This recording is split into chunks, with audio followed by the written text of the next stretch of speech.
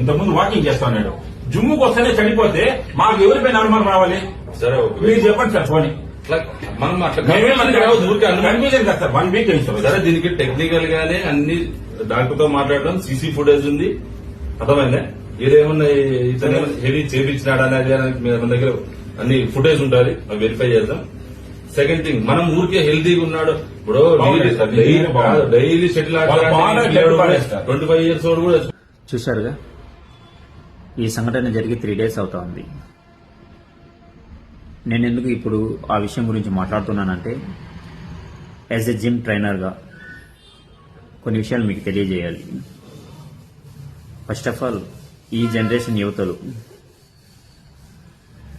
Wait తగ్గాలి, ఫిట్గా ఉండాలి, ఆరోగ్యంగా ఉండాలి అని జిమ్కి జాయిన్ అవ్వడం తప్పేం కాదు.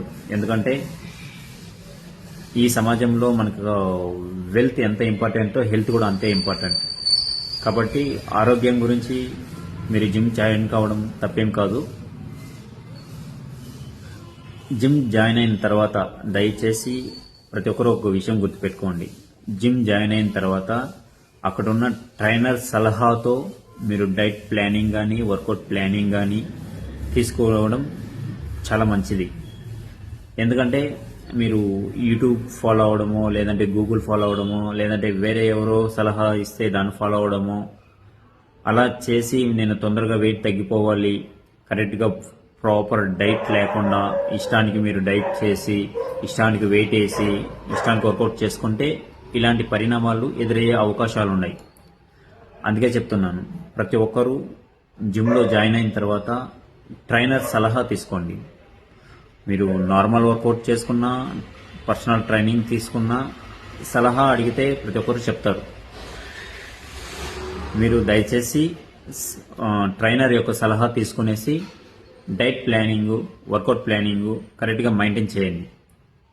అలా చేసుకున్నారంటే హెల్తీగానూ ఉంటారు, ఫిట్గానూ ఉంటారు, ఇబ్బంది ఏమీ రాదు. అవకాశాలు ఉన్నాయి.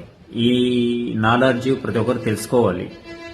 జిమ్లో అయినా సరే, బయట అయినా సరే, ఎలాంటి ప్లేస్ అయినా సరే, స్పృహ తప్పి పడిపోయినాడు, శ్వాస ఆడలేదంటే కంపల్సరీ అతనికి శ్వాస అందించాలి, ఛాతీపైన ప్రెస్ చేయాలి. అలాంటప్పుడు 99% కంపల్సరీ బతికే అవకాశం ఉంది. ఈ చిన్న లాజిక్ అందరూ గుర్తుపెట్టుకోవాలి.